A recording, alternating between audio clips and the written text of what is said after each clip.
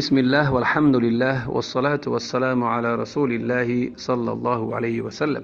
شیخ عبدالعزیز طریفی میفرماید الله رحمش کند: یسن النظر الى السماء عند الدعاء. سنت است، میگه از راه و روش پیامبر بزرگوار صلی الله علیه و سلم است که در وقت دعا میگه به سوی آسمان نظر کنی. در وقت دعا به سوی آسمان نظر کنی سنت است. و هو احیب و الح، یعنی وقتی به آسمان که نظر می‌کنی معنای چی را دارد؟ میگه معنای خاکساری دارد، شکستگی را دارد.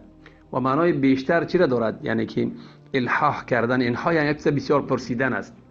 چقدر که الله میگه قد نرى تقلب وجهك في السماء، میگه هر آینه ما میبینیم تقلب وجه ترا، روی ترا، یعنی که میبینیم که تو میخواهی که به آسمان نظر میکنی. وقتی دعات به آسمان نظر میکنی، که در وقت دعات به آسمان نظر میکنی که میخواهی که قبله الله تحویل تی دعا میکنی. برای چی؟ برای که یهودان گفته بودن که اینا به چی؟ به مقدس، به بیت المقدس میخوانن، به قبله ما میخوانن. برای همین پیغمبر صلی الله علیه و سلم میخواست که الله قبله را به سوی کعبه بگرداند. برای همین دعا میکرد، به آسمان نظر میکرد. میگن از روی سنت همین است. میگه این سنت محجوره است، سنتی که مردم هجرت کرده است، اینا یعنی که ترک کرده است، که در وقت دعا با آسمان نظر کردن سنت است.